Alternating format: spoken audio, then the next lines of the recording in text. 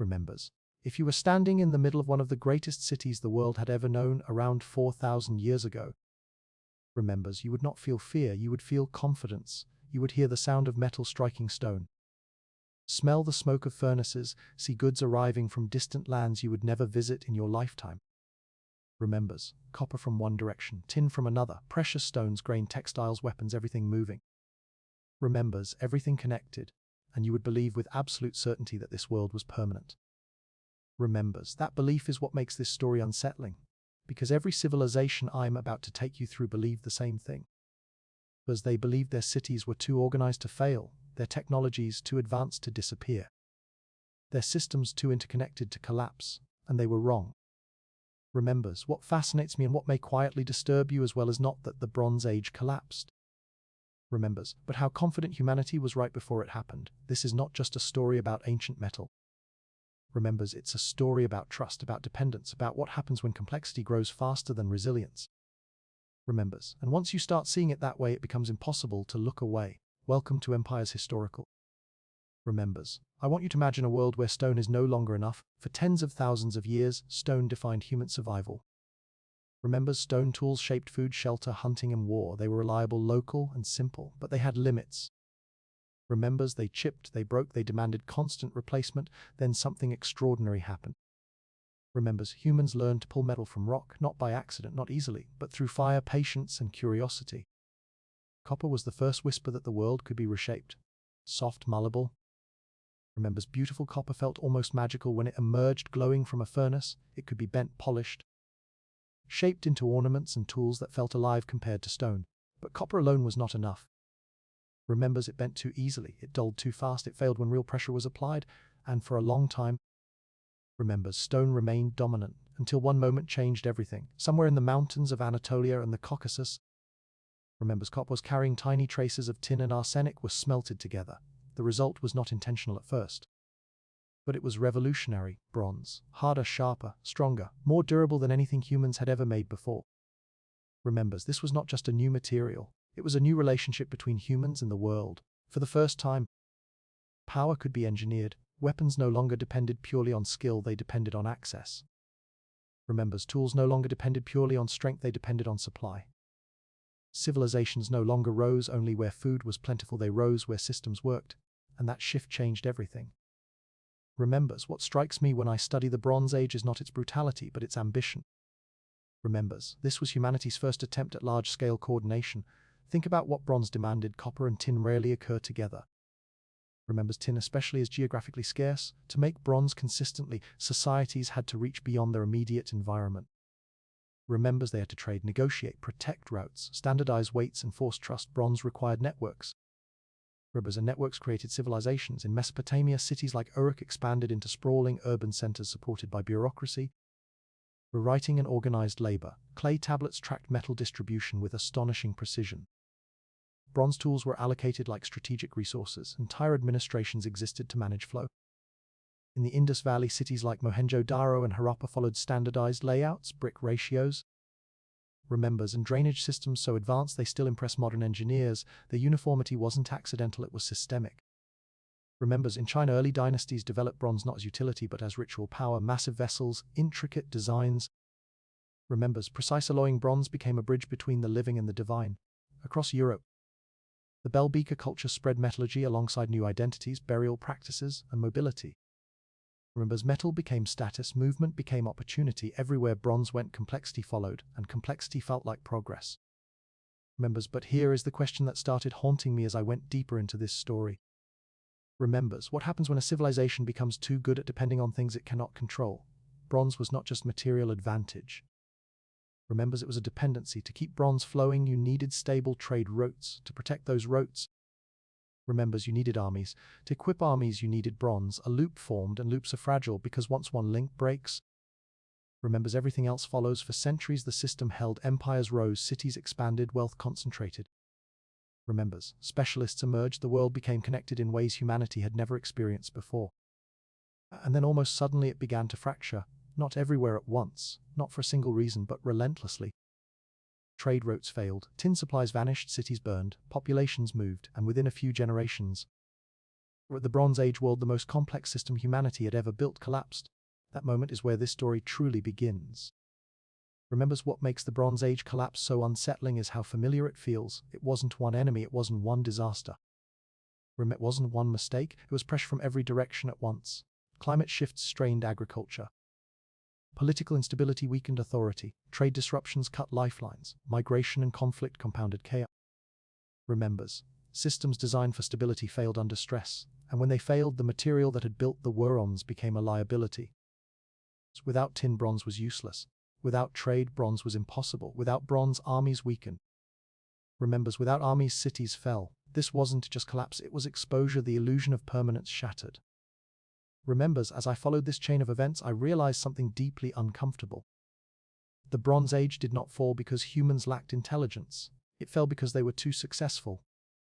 Remembers, they built systems so efficient, so specialized, and so interconnected that they left little room for disruption.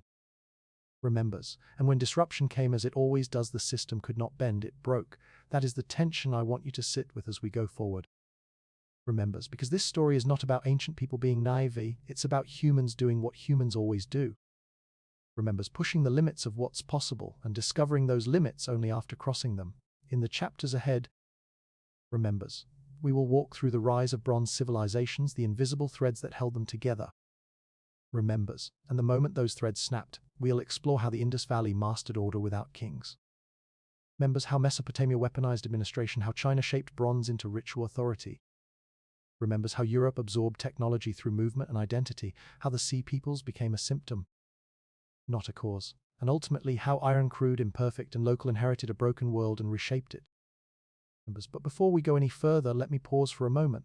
If this kind of deep, remembers, human-centered explorative history resonates with you, not just facts, but meaning, consider subscribing to Empire's Historical. Remembers, your support allows this channel to keep digging deeper, asking harder questions, and bringing you stories that don't just inform. Remembers, but stay with you long after the video ends, because this journey isn't about memorizing dates. It's about understanding ourselves. Remembers, and once you truly understand what happened to the Bronze Age world, you may never look at civilization the same way again. Remembers, so if the first part was about the illusion of permanence, then this next step is about something even more dangerous. Remembers how that illusion was built, brick by brick, system by system, until it felt unquestionable. Remembers, what I want to do now is slow down with you and step inside the Bronze Age at its height, not at the moment of collapse, but at the moment when it seemed unstoppable. Remembers, because you can truly understand why something fell until you understand why everyone believed it would never fall. Remembers, when bronze began to spread, it didn't just replace stone tools, it reorganized reality. That may sound dramatic. Remembers, but once you trace the consequences carefully, it becomes impossible to see it any other way. Bronze demanded coordination. Remembers, coordination demanded structure. Structure demanded authority. And authority reshaped human life far beyond metallurgy. Remembers, for the first time in history, power was no longer tied only to land, strength, or kinship. Was tied to systems, invisible arrangements of people, materials, rules. Remembers, and expectations that extended far beyond any single village or lifetime. And once those systems existed, remembers, they began to change what people believed was possible. Think about what it meant to make bronze consistently. Remembers, copper could sometimes be found locally. Tin almost never was. That meant bronze production required long-distance trade, not once. Remembers, but continuously. You couldn't just acquire tin and be done. You needed reliable access year after year. Remembers, generation after generation. This single requirement pushed societies into something radically new. Remembers, permanent interdependence. To sustain bronze, you needed merchants who traveled dangerous routes. Remembers, you needed agreements between distant communities who might never meet. Remembers, you needed standardized weights so that trust didn't depend on reputation alone. You needed storage systems. Remembers, accounting, enforcement, you needed administration. And administration is where the Bronze Age truly became something different. In Mesopotamia, this transformation is visible almost step by step. Cities like Uruk didn't grow randomly. They expanded because they could organize labor at a scale no previous society could manage. Remembers, temple and palaces didn't just serve religious or political functions, they were logistical engines. Remembers, clay tablets recorded how much metal went to which workshop. Rations were distributed according to rank and role. Remembers, bronze tools were allocated strategically, not equally. Metal was not just a material, it was policy. What strikes me here is how early humans understood something we still wrestle with today. Control flows where resources flow. Remembers bronze tools increased agricultural productivity, which supported larger populations. Larger populations justified more administration. Remembers, more administration demanded more bronze for tools, weapons, symbols of authority. The system fed itself. Remembers, and from the inside it must have felt like progress without end, but Mesopotamia was not unique. Remembers, what's astonishing is how similar patterns emerge independently across vast distances, not because these civilizations copied each other. Remembers, but because bronze forced similar solutions in the Indus Valley. Remembers, cities like Mohenjo-Daro and Harappa reveal a different expression of the same underlying logic. Here, the bronze did not manifest as monumental palaces or overt royal iconography. Instead, it appeared through standardization. Uniform brick sizes, consistent street grids, advanced drainage systems integrated into every neighborhood. Remembers, this wasn't aesthetic preference, it was systemic thinking. To maintain cities of that scale, you needed predictability. Remembers, you needed infrastructure that worked not just for elites, but for everyone. Bronze tools supported construction precision. Remembers, standardized measurements enabled coordination across regions hundreds of kilometers apart. And what fascinates me most is what isn't there.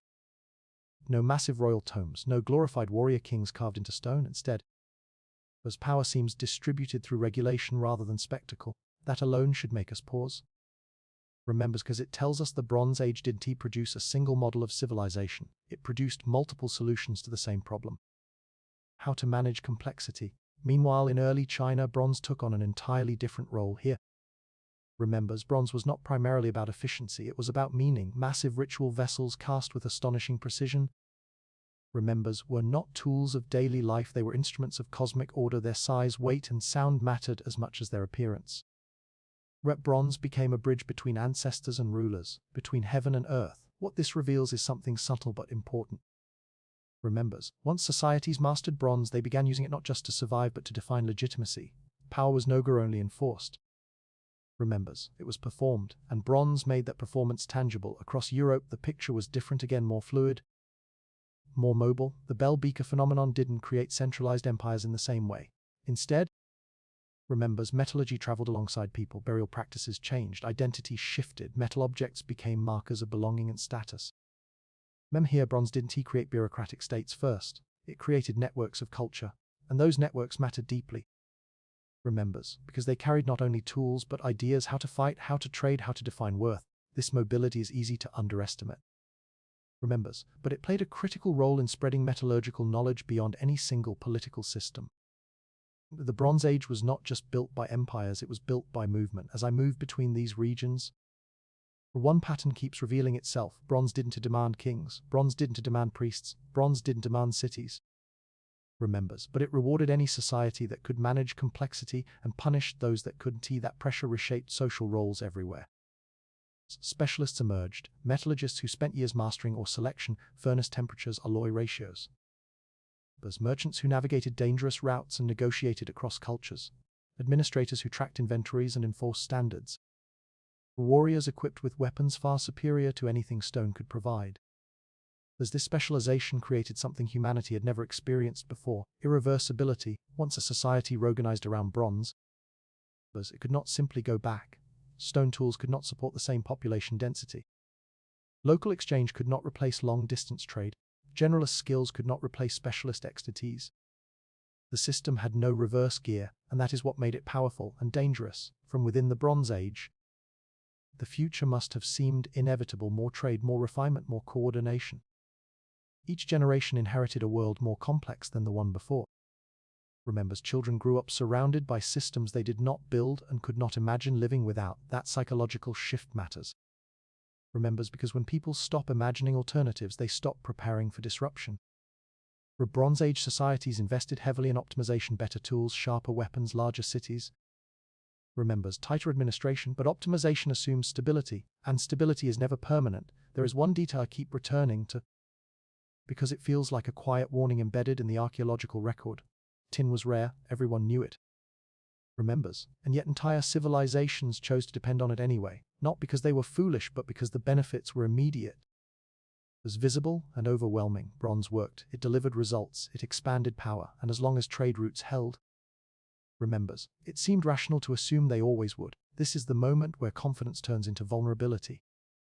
Not through ignorance, but through success. Remembers, so as we stand here at the height of the Bronze Age, I don't want you to picture decay or weakness. Remembers, I want you to picture strength, cities alive with activity, warehouses full, armies equipped, rituals performed. Remembers, trade flowing. This is what makes what comes next so unsettling, because nothing looks broken yet. Remembers, the system is still standing, and that is precisely why the fracture will be so devastating when it begins. Remembers, in the next stage of this journey we'll follow the pressure points, the stresses that accumulated quietly beneath the surface. Remembers, long before the first city burned, not the collapse itself, but the slow, invisible unraveling that made collapse unavoidable. Remembers, and this is where the story quietly changes direction, because the same systems that once made the Bronze Age the vincible were already beginning to place invisible weight on themselves. Nothing shattered all at once. Nothing announced its own failure. The world did not wake up to collapse. Remembers, it drifted toward it. What makes this phase so difficult to grasp and so important is that from the inside. Remembers, almost no one would have recognized it as danger. These were not dramatic disasters, they were adjustments. Remembers, delays, shortages, political tensions that felt temporary, climate shifts that seemed manageable, but taken together. Remembers, they formed something far more dangerous than a single catastrophe, systemic fragility, when societies become highly specialized. Remembers, they become highly efficient, but efficiency has a hidden cost. It reduces redundancy, and redundancy is what absorbs shock. Remembers, Bronze Age civilizations were optimized machines. Each region, each class, each profession performed a narrow function. Metallurgists smelted, farmers farmed, merchants traded, administrators recorded, warriors defended. Remembers, this division of labor allowed populations to grow and cities to expand, but it also meant that when one link weakened. Remembers, the strain did not stay local, it traveled. Let's begin with something that seems almost trivial at first. Remembers, delay. A tin shipment arrives late, no crisis, no panic. Workshops slow production, bronze tools are repaired instead of replaced. Remembers, weapons are reused longer than planned. Nothing collapses, but a delay does not exist in isolation. Remembers, a delayed shipment affects quotas. Quotas affect rations. Rations affect labor morale. Labor morale affects output. Remembers, and suddenly something as mundane as a late delivery begins to ripple outward. Remembers, Bronze Age systems were not brittle because they were poorly designed. They were brittle because they were tightly coupled. Remembers, climate stress quietly intensified this problem. Paleoclimatic evidence shows that toward the end of the Bronze Age, rainfall patterns began to shift across multiple regions. Some areas experienced prolonged drought. Remembers, others suffered unpredictable flooding. Agricultural surplus, the foundation of urban life, became harder to guarantee. Remembers, again, this wasn't immediate catastrophe. Granaries could buffer short-term shortages. Administrations redistributed food. Remembers, trade supplemented local failure, but each response required coordination, and coordination requires trust. Here is something I find deeply unsettling when reading Bronze Age records. Even as stress increased, bureaucracy expanded, more tablets, more records, more regulation. This wasn't incompetence, it was logic. When systems strain, societies often respond by tightening control. But control requires energy, and energy requires surplus, which was becoming less reliable in Mesopotamia. Remembers, tablets from the late Bronze Age show increasingly complex accounting systems tracking shrinking resources. In some regions, bronze allocation becomes more restricted, more carefully justified. That tells us something important. Remembers, the administrators knew something was wrong, they just didn't know how bad it would become.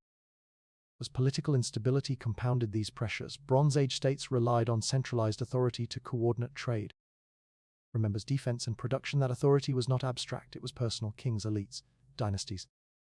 Remembers, when succession disputes emerged, as they inevitably do, coordination fractured. Provincial governors hesitated. Remembers, allies delayed commitments. Trade agreements lapsed. Each decision made sense locally. Each weakened the system globally. As the Bronze Age world was not a single empire, it was a network of interdependent powers. Members, and networks fail not when one node collapses, but when trust erodes between nodes. Migration added another layer of tension. Remembers, as environmental stress and political instability intensified, populations began to move. Some movements were gradual. Others were sudden. Farmers relocated toward more reliable water sources. Pastoral groups shifted grazing territories. Remembers, displaced peoples sought security near fortified centers. These movements were not invasions at first. Remembers, they were survival strategies, but increased population density around key cities strained resources further. Remembers, competition intensified, social tension rose, and every migration carried knowledge, including knowledge of weakness. Remembers, what fascinates me here is how often later narratives mislabel this phase. We tend to imagine collapse as a violent interruption. But in reality, collapse often begins as overextension. Bronze Age societies were trying to do more with less, maintain trade routes. Remembers, enforce authority, feed populations, equip armies, all while their margin for error shrank. Every success required more input than the last. Remembers, and every failure had larger consequences. Let's talk about bronze itself, because during this phase, remembers, the material that had once symbolized power became a constraint. Tin scarcity became more acute. Remembers, archaeological analysis shows declining tin percentages in bronze artifacts from this period. Remembers, metallurgists compensated by adjusting alloys, sometimes adding arsenic or reducing overall quality. Remembers, tools became softer, weapons wore faster. This wasn't technology ignorance, was improvisation under constraint. Remembers, an improvisation is a signal that systems are no longer stable. Meanwhile, military pressure increased. Remembers, not because enemies suddenly became more aggressive, but because competition intensified. When trade faltered, warfare became an alternative means of acquisition. When diplomacy failed, force filled the gap, fortifications expanded. Remembers, armies mobilized more frequently. Weapons production increased even as materials became harder to secure. This created a vicious cycle. More war required more bronze. More bronze required more trade. Trade was already failing. Remembers, the system consumed itself. One of the most haunting aspects of this phase is that life continued. Remembers, people married, children were born, markets opened, rituals were performed from the ground level. The world still functioned, but its resilience was gone. Imagine walking through a city that still stands.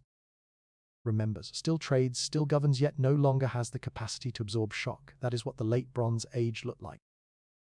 A world that appears stable until it isn't. What I find most sobering is that no single civilization caused this. Remembers, Mesopotamia did not fail because of the Indus Valley. The Hittites did not collapse because of Egypt. Remembers, China's trajectory diverged rather than disintegrated. This was not contagion, it was convergence. Remembers, different regions reached similar levels of complexity and therefore similar vulnerabilities at roughly the same time. Remembers, when stress intensified, they responded in similar ways, and those responses amplified the problem. Remembers, at this point the system had crossed a threshold, not of collapse but of irreversibility. Small disruptions could no longer be localized. Failures could no longer be isolated. The Bronze Age world had become too interconnected to fail gracefully. Remembers, and that is the most dangerous state any system can enter, because when collapse finally comes, it will not be gradual. Remembers, it will cascade. This is the moment just before the fall, not the fire, not the invasion, not the destruction layers we find in the soil. This is the moment when survival still feels guaranteed, even as the ground quietly gives way beneath it. In the next stage, we will confront the breaking point itself, not as myth, not as legend, but as a series of real remembers, human reactions to a world that could no longer support the systems built upon it, and once that unraveling begins, it cannot be stopped. Remembers, and once a system reaches that point, once it can no longer fail quietly, the moment of collapse is no longer a question of if. Remembers, but how fast. What happened next was not a single event, not a single war, not a single year that historians can circle and say, remembers, this is where it all ended. What happened was something far more disturbing. The Bronze Age world came at almost everywhere at once. Remembers, and it did so with a speed that still shocks archaeologists today. From the outside, later generations will call it chaos. Remembers, from the inside, it felt like disbelief, because civilizations don't experience collapse as history. Remembers, they experience it as shock. Cities that had stood for centuries fell silent within a generation. Trade routes that had moved tin, copper, grain, and luxury goods across continents vanished. Administrative systems that had coordinated thousands of lives stopped functioning almost overnight. Remembers, and when those systems failed, there was nothing underneath them to catch the fall. Remembers, one of the most haunting things archaeologists uncover from this period is abandonment, not gradual decline. Remembers, not careful dismantling, but places frozen in the middle of life. At Ugarit on the Syrian coast, clay tablets were found still resting on desks mid-sentence as scribes fled. Kilns contained unfinished bronze weapons. Remembers, homes held valuables left behind, the kind no one abandons unless they believe they'll return soon. Remembers, they never did. The city burned, and it wasn't he alone across Anatolia. Remembers, the Hittite capital of Hattusa was destroyed so completely that its administrative heart never recovered. Burned archives, collapsed walls, scattered weapons. The center of an empire that had dominated the region for centuries simply ceased to function. In Greece, Mycenae and Palacentus Pylos Mycenae, Tyrins show similar destruction layers. Remember, fortified walls that had once symbolized permanence were breached or abandoned. Writing disappeared. Remembers, bureaucracy vanished, the palaces never returned. These were not isolated failures. Remembers they were symptoms of a system collapsing under its own weight. Remembers what makes this collapse so unsettling is not the violence, though there was plenty of it, but the speed. Remembers, within a few decades, much of the Eastern Mediterranean went from interconnected prosperity to fragmentation. Remembers, empires fell, cities shrank, specialists disappeared, and with them went the knowledge that sustained complex society. This is the moment where history stops feeling abstract and starts feeling deeply human, because collapse doesn't erase people. It erases roles. The metallurgist who once worked bronze every day suddenly had no tin. The merchant who relied on long-distance trade found routes unsafe or gone. Remembers, the administrator whose authority depended on surplus could no longer enforce order. Specialization. Remembers, which had been the Bronze Age's greatest strength, became its greatest weakness. Remembers, one of the most misunderstood elements of this collapse is the role of the so-called Sea Peoples. Remembers, they are often portrayed as a singular invading force, a barbarian wave that destroyed civilization from the outside. But the archaeological and textual evidence tells a more complex and far more troubling story. Remembers, the Sea Peoples were not the cause of collapse, they were a consequence of it. Remembers, they appear suddenly in Egyptian records because they were suddenly visible displaced populations. Remembers, uprooted warriors, migrating families moving by land and sea in search of survival. Remembers, many of them likely came from regions already collapsing, Mycenaean Greece, Anatolia, the Aegean Islands. Remembers, these were not strangers to bronze technology, they were former insiders, and when they moved, they carried weapons. Remembers, tactics and desperation. Egyptian reliefs show battles not just against raiders, but against entire populations on the move, men. For women, children, wagons, this was not conquest alone, it was displacement. Egypt famously survived. But survival came at a cost. Ramses I's victories were defensive, not expansive. Massive fortifications were built. Remembers, military organization tightened. Resources were redirected towards survival rather than growth. As Egypt endured, but the world around it had already changed, and endurance is not the same as stability. Remembers, what fascinates me most is what disappears during this period. Writing vanishes across much of the Mediterranean. The linear B script once used to manage palace economies is abandoned. Literacy becomes rare. Administration collapses. Remembers, trade networks that once moved goods from Afghanistan to Britain dissolve. Tin becomes almost unobtainable. Remembers, bronze quality plummets. Some communities revert to pure copper. Others fall back on stone. This is not technological amnesia. Remembers, it is systemic collapse. Knowledge still exists, but the institutions that support it do not, and without institutions. Remembers, knowledge cannot scale. Cities empty out. Populations retreat to defensible hilltops. Settlements shrink. Remembers, architecture simplifies. Monumental construction stops almost entirely. The Bronze Age world had been urban. The post-collapse world was local, small communities, limited horizons, reduced complexity. Remembers, not because people became less intelligent, but because complexity was no longer sustainable. Remembers, and here's the part that stays with me the longest. The collapse did not feel like a reset, it felt like loss. Remembers, loss of connection, loss of certainty, loss of continuity. Remembers, generations grew up without knowing that their ancestors once lived in cities larger than anything around them. Remembers, without knowing that their lands were once part of vast trade networks. Remembers, without access to the skills and materials that had defined power for centuries. History calls this period a dark age. But darkness implies absence. What this period really represents is compression, humanity forced back into smaller. Remembers, tighter, more resilient forms of organization. Ironically, the collapse created space for something new. Remembers, but at the moment it happened, there was no sense of opportunity. Only survival. Fields had to be replanted without bronze plows. Remembers, tools had to be repaired endlessly. Weapons had to be improvised. Communities that endured did so not through brilliance. Remembers, but through adaptability. And that distinction matters because the Bronze Age didn't fall because it lacked intelligence. Remembers, it fell because it lacked flexibility. As I sit with this part of the story, I'm struck by how familiar it feels. Remember, systems grow complex, efficiency replaces redundancy, dependence increases, margins shrink, everything works until it doesn't. Remembers, and when it stops working, the fall is not graceful, it is sudden. By the end of this collapse, the Bronze Age world was gone. Remembers, not entirely erased, but fundamentally transformed. The networks that once bound continents together no longer existed. Remembers, the material that defined power became scarce, the institutions that coordinated society dissolved. And in the quiet aftermath, something unexpected began to emerge, not immediately, not triumphantly. Remembers, but slowly, imperfectly, and almost reluctantly, a new way of working with metal, a new relationship to technology. Remembers, a new balance between local resilience and wider ambition. In the next part of this journey, Remembers, we'll follow that transformation not as a heroic rebirth, but as a cautious adaptation born from the memory of collapse. Remembers, because what came after bronze was not an upgrade, it was a lesson. Remembers, and yet from the silence left behind by collapsed cities and broken trade routes, something began to move quietly. Remembers, unevenly, without confidence, but with a determination shaped by memory, what emerged after the Bronze Age, not a triumphant rebirth.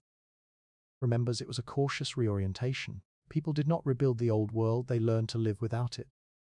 Remembers, in the immediate aftermath of collapse, survival mattered more than progress. Communities that endured did so by shrinking their ambitions.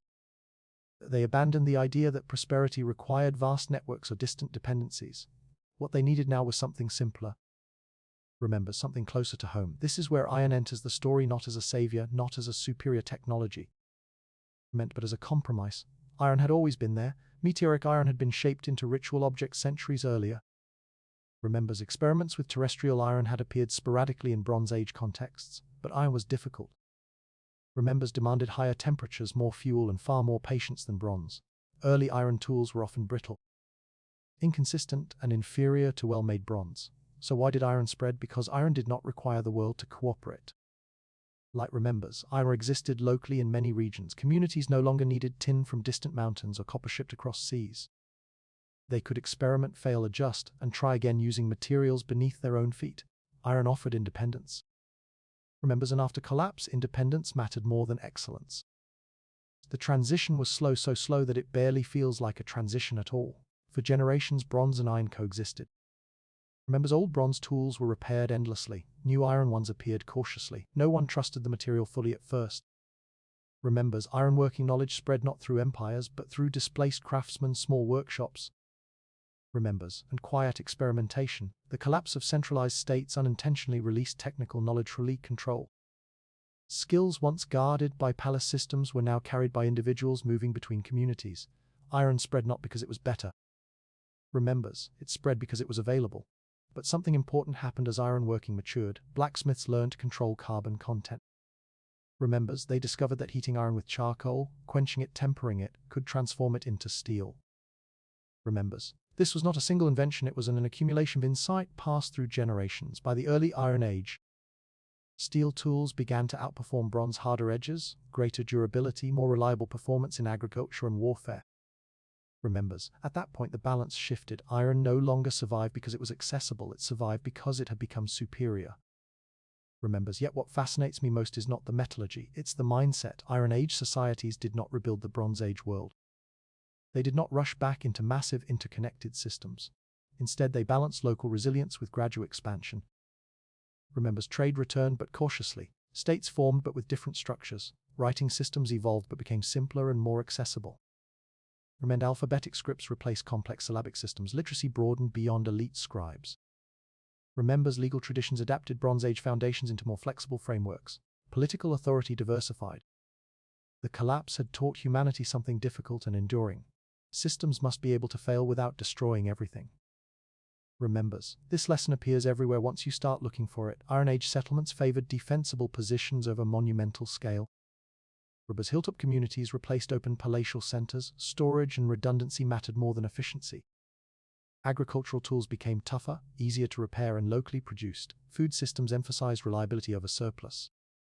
Remembers, even religion adapted. Sacred sites persisted, but ritual practices simplified. Offerings changed. Remembers, symbols evolved. Continuity remained, but without the heavy institutional weight of Bronze Age ceremonial systems. Remembers, the world did not forget the Bronze Age. It remembered it carefully. What we call the Iron Age was not defined by iron alone. Remembers, it was defined by memory of collapse. Every decision carried an awareness, sometimes conscious. Remember, sometimes cultural, that overdependence had consequences. Iron Age societies inherited Bronze Age knowledge. Remembers, but they reshaped it through caution. They learned to ask different questions.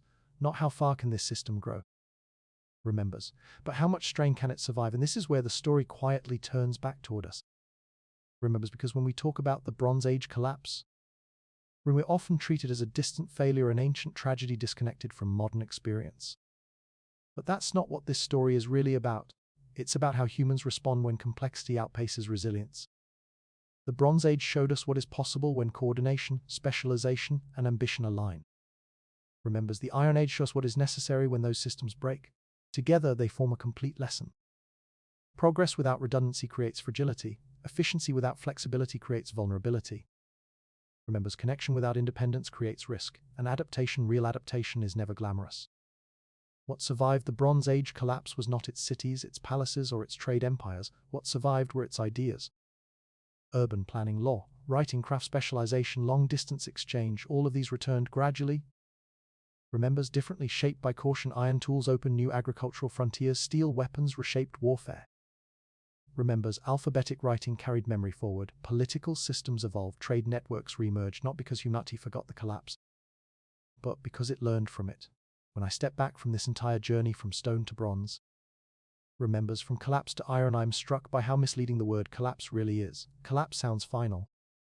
Remembers, this was transformation, painful, uneven, deeply disruptive, but not terminal. The Bronze Age did not fail because humans made mistakes. Remembers, it failed because humans succeeded too well at building systems that required the world to remain stable. Remembers, and the Iron Age did not rise because iron was destiny.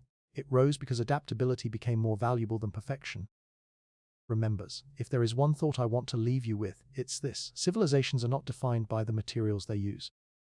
Remembers, they are defined by how they respond when those materials and the systems built around them can no longer rely upon. The Bronze Age built the first globalized world. The Iron Age taught humanity how to live after globalization breaks. Remembers, and in that long arc from ambition to humility, from expansion to resilience, we find not just ancient history. Remembers, but a reminder that progress is not a straight line, and that sometimes survival depends not on reaching high. Remembers, but on learning how to stand again when the ground gives way. That is the legacy of the Bronze Age. And it is a legacy we are still living with today.